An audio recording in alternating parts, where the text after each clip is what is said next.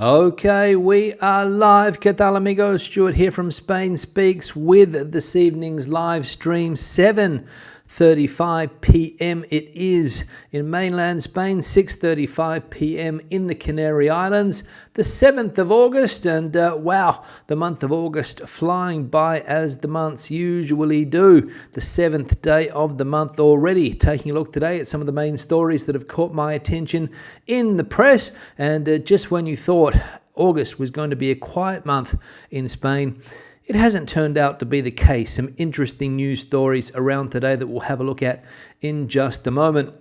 We'll also take a look at some comments that have been left on the channel too by viewers in recent times, and also go into the live chat, which we always do on the live streams. Check out what is happening there among the viewers this evening. So straight into the news we will go, and the town of Jumilla in the region of Murcia making headlines today for all the wrong reasons, according to the Spanish press, because as we can read here, the Partido Popular Party and the Vox Party have blocked Ramadan celebrations in public spaces in that town or city.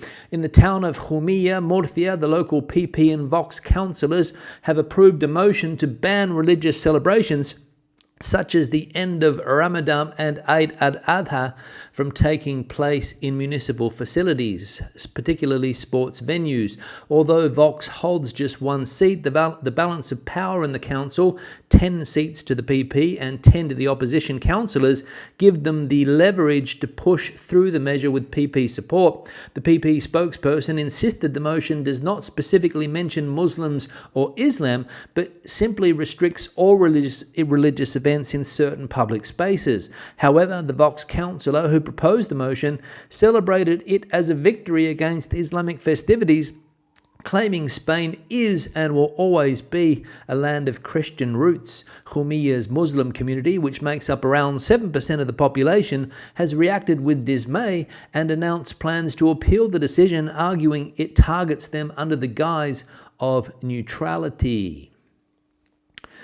So the big story breaking in Spain today, as we can see, the local government in the town of Jumilla banning religious celebrations, as pointed out there in the text, not specifically mentioning Islam or Muslim festivities, but people behind the scenes there realizing that that is most likely the case, given, as we saw there, that Vox came out tweeting in a very proud way, as we can see here in their tweet or Instagram post today.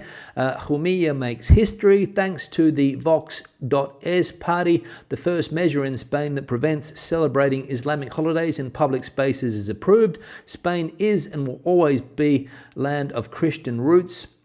And we can see the rest there. And 34,607 likes on this Vox Instagram post. So popular among some members of the Spanish population, the political party Vox, and also the movements that they put forward, like, for example, banning religious ceremonies. And I imagine that it has been the case in the town of Jumilla in recent decades that they do celebrate these Muslim festivals in town facilities like sports centres and the like. Not sure where they celebrate the Christian religious celebrations, probably in the street, probably taking over the whole street, the whole town to celebrate those religious festivities. But of course, the Muslims in that town feeling that they have been put out of place a little bit by the decision by the government there, and will challenge it. And I think the central Spanish government has also said that it is anti-constitutional and will act.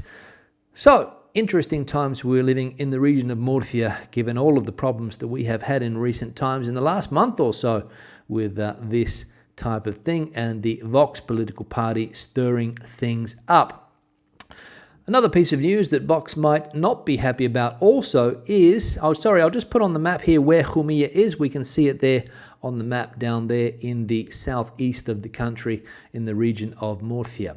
Now, as I said, another piece of news that Vox might not be happy about is this one here, and it is that the suspect in the Torre Pacheco assault case has been released amid ongoing investigation. The man accused of assaulting a 68-year-old in Torre Pacheco, an incident that sparked racist riots in the Murcia town in July, has been released on provisional freedom. The suspect of Moroccan origin was arrested on the 14th of July in Erreteria, I think this is, Guipúzcoa, allegedly while attempting to flee to France, and had been held in pre-trial detention in San Sebastian's Moretin prison. His release was ordered by a judge last Friday. With cautionary measures, he may not approach or contact the victim, cannot reside in or visit Torre Pacheco, must surrender his passport and is banned from leaving Spain, and must report weekly to authorities. The prosecution did not request an extension of his detention. The alleged assault occurred on the 9th of July and triggered several days of violent anti-immigrant disturbances. Though first handled in San Sebastian, the case has since been transferred to the San Javier and Murcia courts, which oversee Torre Pacheco. So another story breaking today, of course, you will remember a month or so ago the pensioner that was assaulted allegedly by a person of Moroccan descent who fled the area, was said to be heading to France. The civil guard picked him up in the Basque country, and he's been held since that time, around 3 weeks ago, I think, or maybe a month, when that attack first took place in the town of Torre Pacheco. Set off riots because lots of people thought that they would put or try to seek justice through their own ways or their own measures, and headed to that town and basically went on an immigrant witch hunt, and all hell broke loose in the town of Torre Pacheco for 3 or 4 days, I believe. Things have subsequently calmed down, but as we saw in that first article, the anti-Islamic or the anti-Islam sentiment continues to live in that part of the country. So interesting times we're living as far as religious freedom is concerned, and that's one of the things the central government is going to challenge the council in the town of Jumilla on the constitution in Spain, saying that people have the right to religious freedom. So we'll see, as I said, how this one ends up. Interesting times, as I said. Next piece of news here, and it is that the immigration rate in Spain has pushed the population to a record high of 49.3 million people. Spain's population has reached a historic high of 49.3 million residents as of the 1st of July 2025, following a rise of nearly 120,000 people in the second quarter of the year. According to the National Statistics Institute, this growth is entirely driven by immigration, as the number of people born in Spain continues to decline. The foreign population grew by 95,277 people, reaching 7.05 million, while the number of Spanish nationals rose by 24,534, mainly due to nationality acquisitions. However, there was a drop of over 18,000 in the number of Spanish-born residents. All Spanish regions, and Ceuta saw population increases, with Aragon plus 0.91%, Valencia plus 0.50%, and the Balearic Islands plus 0.42%, experiencing the largest growth. Only Melilla recorded a decline. The top nationalities arriving were Colombian, 36,100, Moroccan, 25,000, Venezuelan, 21,600. Meanwhile, Colombians, Spaniards, and Moroccans were the most likely to emigrate. So there we go, as far as the demographics in Spain are concerned. 49.3 million people currently is the population, thanks to immigration. We saw the native-born Spaniards there declining because of falling birth rates, of course, and people gaining Spanish nationality, people coming from South American countries, most likely, I imagine, that do the tests and gain Spanish nationality, increasing the figures of Spaniards or Spanish citizens, but the rest made up by immigrants, as we saw there, with the biggest immigrant groups, Colombia, Morocco, and Venezuela. So demographically, Spain continues to grow on the back of immigration, as we saw there. And the final piece of news that we'll look at today, this one here, and heat waves in Spain are now longer, stronger, and more frequent. Heat waves in Spain have changed dramatically over recent decades, becoming more intense, frequent and prolonged, with clear links to climate change. According to Spain's national weather agency, the AEMET, only 4 heat waves since 1975 have lasted 10 days or more, one in 2003, 16 days, another in 2015, 26 days, and 2 in 2022, 16 and 18 days. The current heat wave is expected to be similarly long-lasting. These once rare events are now becoming the norm. Jose Angel Núñez Mora, the head of climatology at the AEMET in Valencia, notes that Spain now experiences an average of 22 heatwave days per year, rising by 3.3 days per decade. If no action is taken on global emissions, that number could reach 47 to 77 days per year by the end of the century, meaning up to 1 in 5 days could be under extreme heat conditions. The data sends a clear warning. Climate change is no longer a theory, it's a lived reality. So the news there coming from the Bureau of Meteorology in Spain, the AEMET, heat waves are now longer, stronger and more frequent, as the headline suggests there. And Spain, as we know, currently in the middle of one of these heat waves, which apparently was supposed to last until around next Monday, but has been extended for a couple more days, I think, finishing around Tuesday or Wednesday of next week, the heat wave. So if you are in Spain currently, in this heat wave, one of the parts of the country where it is quite warm, people have been sending me messages saying that where they are, it's not warm, it's a normal temperature, but believe me, some parts of the country are very, very hot at the moment, and people are suffering in this heat wave. Now, we're going to go into the comment section, check out what viewers have been talking about in the comment section in recent times. We'll have a look at the first one here from Kim. Sadly, just sitting here watching a wildfire unravel here in Andalusia. The public services are throwing everything at this. Thank goodness for those very brave and hardworking people.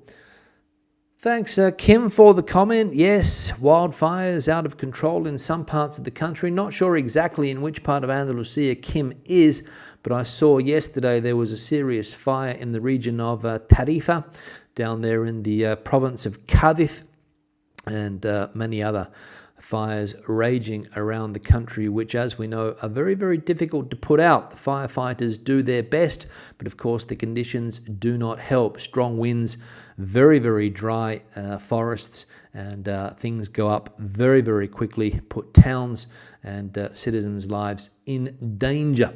And that's the issue at the moment. So if you are in a part of the country that is going through one of these events at the moment, take care, and try to keep out of the way of those fires, because as we know, the direction can change very, very quickly, and you can be in the wrong place at the wrong time. Another one here from Jill. I like the map. Thanks, Stu. Thanks, Jill, for the comment. This was a suggestion that a viewer put forward maybe last week, I think, that to use a map to highlight some of the places that we speak about on the channel. People may be watching from outside of Spain or even living in Spain and are not sure where all of these different places are. We saw the other day the region of Badajoz on the Portuguese border. Today we saw the region of Murcia, the town of Jumilla, which is in the news at the moment because of the banning of some religious festivities in certain places there, and the maps to highlight where these parts of the country are. Of course, as I said, some people will be familiar with the towns and provinces in Spain, but some people will not. Most people, of course, know where Madrid is, bang smack in the center. Most people would know where Barcelona is. They're on the east coast of the country. But the rest of the places, for some, are a mystery. So the map has come into practice on the channel. Thanks for the comment there, Jill, and glad that you do indeed like the map. Thank you. We saw that one already. Let me get up to speed here. This one from Malcolm, Campillos, Malaga. You can fry an egg on the roadside. Thanks, Malcolm, for the comment. Yes, I imagine that's part of Spain, which is quite warm at the moment. Being able to fry an egg on the roadside or on the bonnet of your car, which is also an expression when the temperatures do get very, very hot. Personally, I've never done it, cracking an egg and seeing if it will fry on the side of the road or on the bonnet of your car. But believe me, when those temperatures get hot and those areas sit in the sun all day, no doubt you could fry an egg on the frying pan-like conditions on the ground. And Malcolm, wherever that part of Malaga is, I imagine inland it would be probably cooler on the coast down there in Malaga, although very, very humid, I imagine. But inland, as soon as you go 10, 15, 20 kilometers inland, you start to hit the higher temperatures. And that's quite common around the country, no matter where you are. Thanks, Malcolm, for the comment. Another one here from David. True, the prices of property in the Torrevieja area historically have been quite low in comparison to many Costa regions. However, in recent years, the prices of new builds have risen sharply, which has also had a knock-on effect on resale prices. So the end of the cheap property prices in this area will push the bargain hunters to inland Spain. Thanks, David, for the comment there. We saw I don't think we saw the prices of property in Torrevieja, but the town of Torrevieja has been mentioned on the channel quite a bit in recent times. Can't remember what it was related to now, but I think it had something to do with the ghost town aspect of some parts of the country, which are very full in the summer months but empty in the winter months. And the Torrevieja residents were quick to jump on the channel and say, oh, it's not the case. In Torrevieja, we're busy all year round, albeit busier in summer, of course, when all of the people from cities like Madrid and inland Spain start to head to places like Torrevieja. But Torrevieja apparently maintaining a solid population all year round. So bucking the trend as far as some of the coastal areas are concerned in Spain, which, as we know, do empty out when the tourists go home, leaving the virtual ghost town, which was the analogy put forward the other day. And it's also starting to happen in the north of the country as well, which is becoming more popular, but it has been happening on the coastal areas in Spain for many, many decades, ever since the real estate boom started to hit those areas, when people started to buy second homes in places like Torrevieja, especially the Madrileños, the people from Madrid who like to have a second home on the coast somewhere. Thanks, David, for the comment there, and saying also people will be forced inland if they're looking for bargains, because you can find bargains still when you head inland from those coastal areas. Thanks, David, for that. Another one here from Neil. When you live in Spain as a Brit, you soon realise why the traditional Spanish love their siestas. I get active at around 8 to 11 in the morning, head home, eat at 1, and then have a siesta. Then I wake up after a couple of hours sleep. Then get active between 6 and 11. Happy to keep this routine. Working in the heat must be a nightmare. Thanks, Neil, for the comment. And yes, I imagine that working in the peak hour of the days of the peak hours of the day in some parts of Spain would be an absolute nightmare, but no worse than it would be where I come from in Australia, which also has very hot summer temperatures, and Spain more or less the same when it comes to those hot summer temperatures and people having to work. Of course, if you're doing outdoor jobs in Australia, the tradies normally knock off when the peak sun hours come around 2-3 o'clock in the afternoon. And in Spain, I think that it would also be the case, at least among public workers. I don't know whether private companies are telling their workers to go home unless it gets very, very hot. But I know that public workers, street cleaners and the like, people working in those public positions, outdoors, gardeners working for the local council, as soon as it hits a certain time, they go home for lunch, and no doubt having a cheeky siesta on the couch as well during these hot summer months, and probably all year round, I would say as well. because as we know, the Spanish timetable is more of a nocturnal timetable for a lot of people. Prime time television in Spain doesn't kick in until around 10:30 at night, and people often go to bed quite late, but still get up early in the morning, and that's why the siesta comes in handy. But Neil, as we saw there, I think this comment was Neil's, adapting to the lifestyle here in Spain quite well. Thanks for the comment, Neil. And the last one from Isabel: where I live in Andalusia, most places still offer half portions. It's such a good idea and saves food waste. Thanks, Isabel, for the comment. Yeah, I mentioned this, I think, yesterday in a video that I put out, that here in Portugal, they still, or many places at least, still offer the half portion size. Obviously for a cheaper price. You've got what they call the full serve and the half price serve, which obviously for one person would be the way to go, or a very hungry person if they want to go for the full sized serve. And normally if you're going to share the same dish, you would order the full serve and the half serve if you're on your own or want to eat individually that type of food. In Spain, in Andalusia, maybe it's still common, but where I live in the center of the country, you don't normally get half portion sizes. You can get what's known as a half a menú del día, half a daily menu if you like. You can only have a first course or only have a second course, and normally you get a reduction in the price, but no such thing, I don't think, at least in the center of Madrid, in the center of Spain where I live, in the Madrid area and surrounding areas, do you see the half-sized portion serves still on offer in restaurants. I think it was more common in the past, don't quote me on that, but nowadays very rarely will you see this type of thing. But if it's still common where you are in Spain, let me know in the comment section if that is the case. Now, we're going to go into the chat, check out what is happening there among the viewers. Let's put the screen up on here, live chat.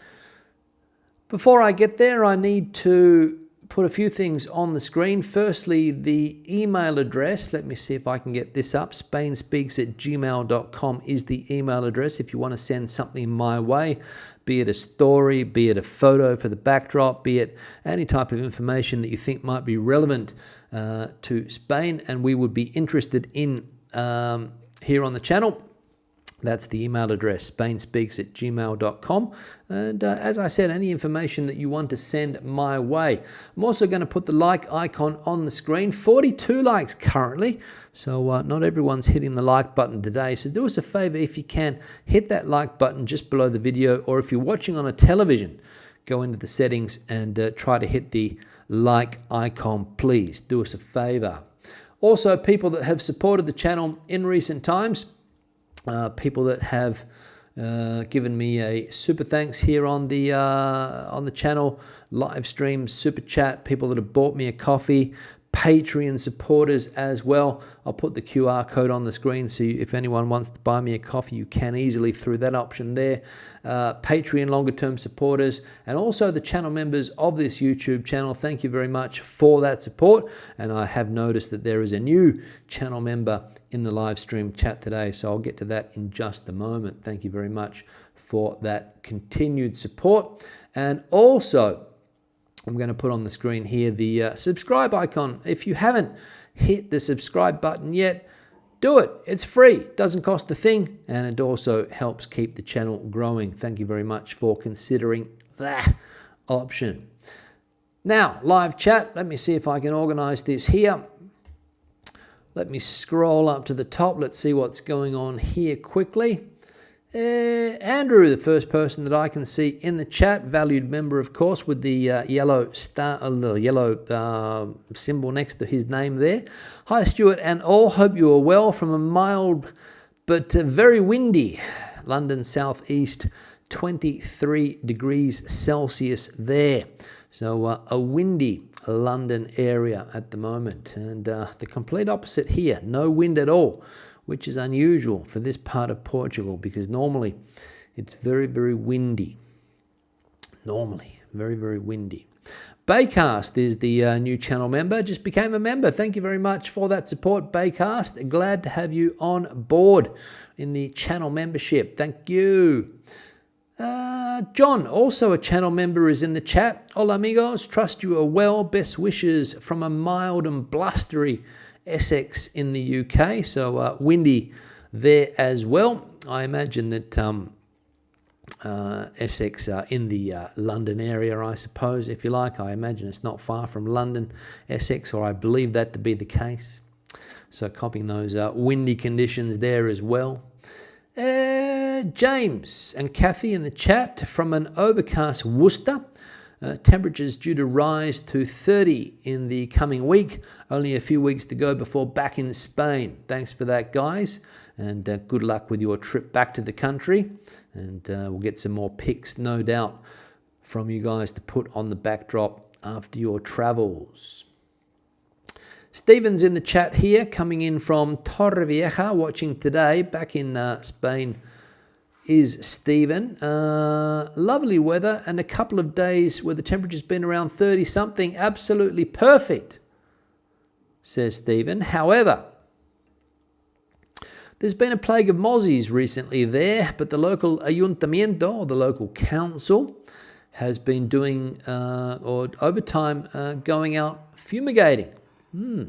So the local council is on the case as far as the mosquitoes are concerned. Good to see, because we don't want those pesky little mosquitoes buzzing around, and they can be an issue in some parts of the Mediterranean, as we know, especially if there's lakes nearby, and I think that is the case in Torrevieja. Lakes not far away. Leslie saying big backlash in Jumilla, and the discussion is about mozzies. LOL. Thanks for that, Leslie. Leslie also adds to the conversation here that the story is about Jumilla, my nearest town, and nearest bins, although it's an hour round trip for Leslie.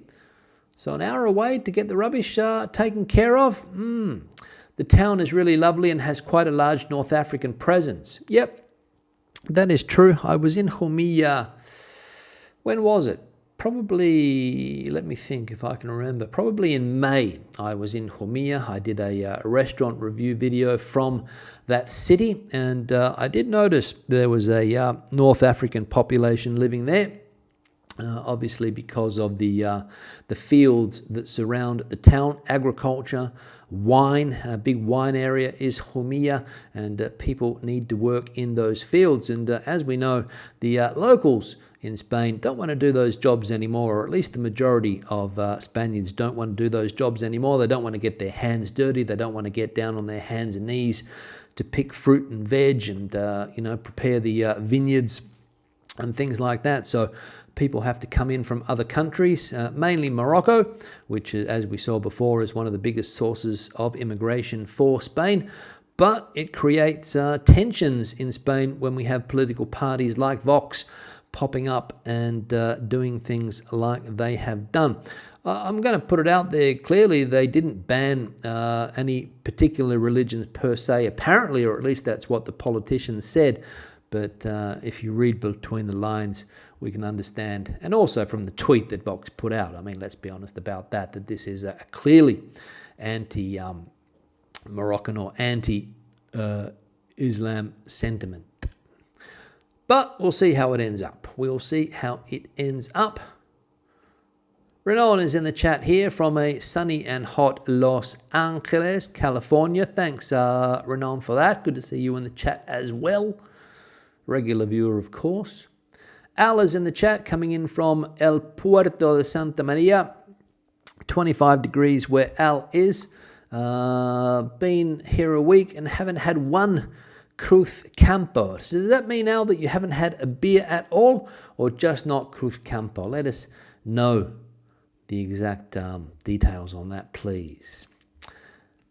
Gino and Isabella in the chat, hoping all is well. Thanks, guys, for that. Good to see you also in the chat. Regular viewer Mike is here too. 29 plus degrees in Vermilion, Alberta, Canada. In the province of Nova Scotia. Banned camping. Alberta, Canada, province of Nova Scotia. Banned camping and hiking in forested areas for fire prevention. Yep, I imagine that's what we need to do, Mike, because fires most likely start as a result of campfires not being put out properly. The issue is quite common around the world as well. People think that they have put out their campfire, but some of those embers or coals or whatever you want to call them might still be burning, and they can flare up. Brad's in the chat. Haven't seen Brad for a while. Quite a simple muy buenas, which is the good afternoon. Andrew saying, quite right, Spain is a Christian country, not a Muslim one. Thanks, Andrew, for that. But it does have freedom of religion to practice the religions that you like, whether it is Muslim or being a Christian, or whether you want to be a Buddhist or whatever you want to be. You have the freedom to practice your religion. That's what the Constitution says, and that's why the central government is going to challenge this. So, well, stay tuned. Stay tuned on the matter, because it might get interesting. It might not, but it might. You don't know. Scotsman saying also, well done, Jumilla. So the Scotsman in Spain in favour of the Jumilla decision. Andrew saying that sadly the situation in Murcia is not going away. It's been rumbling on in Spain for hundreds of years. That is true, Andrew. It has been rumbling on in Spain for hundreds of years. Actually, some of the comments left in the newspaper today, depending on which newspaper you read, of course, you get different types of comments, but some of the comments were going back to the 7th century, and people explaining the history of Spain and all of the subsequent events that occurred from that date onwards, culminating in around the 1498 period of time, I think. Don't quote me on the exact figure, but some 700 years later, I think. If you go back and look at the history books, you'll see that there has been these issues going on for a while, and they're rearing their head again today. Being stirred up, basically, I think what's going on. There's a political voice for it now through the initials VOX, and they're gaining popularity. Let's not be mistaken about that. What else we got going on here? Eric is coming in from a hot terraza there in Catalonia. Carney Leslie saying here, I think we may see a lot of mosques being built. Thanks, Leslie, for that. Not sure if we'll see a lot of mosques being built or not, but we might. I don't know. The Alchemist's Daughter, happening in every EU country. Governments can only lie to the people for so long. Islam is not compatible with European and democratic values. Tolerance of the utterly intolerant has resulted in, and the comments cut short there by the Alchemist's Daughter. Johnny's saying here, supposed to be between 27 and 34 in San Diego, doing chores before the heat soaks in. We'll catch up later. Hope everyone is well. Thanks, Johnny, for that. Bringing the the tone of the conversation down a notch from the Alchemist's Daughter's chat there. Billy's saying, I love Semana Santa celebrations in Spain. It's a wonderful and proud Christian nation. Thanks, Billy. What else we got going on? Let's have a look. Leslie also saying that it got quite hot today in Jumilla and Yecla, which is also a town there in Murcia. I was there also quite recently as well. What else we got going on here? Eric is saying, hi from a hot, sticky terraza watching, just wishing that the nights wouldn't be so hot. For the ones that like this weather, enjoy the weekend. Erica, obviously not a fan of the hot weather. Not a fan of the hot weather. What else? Let's have a look here. Brad saying temperatures in Andalusia have been lower for the last decade, and this summer definitely a lot cooler. We've not passed 39 degrees Celsius at all, and only Córdoba 42 and 45 is more normal. Thanks, Brad, for that. So the temperatures there on the in the Andalusia region. What else we got going on here? Let's have a look. Diego saying that the seawater in the Mediterranean warmed up rather early this year. You can expect strong storms on the coast in the coming fall.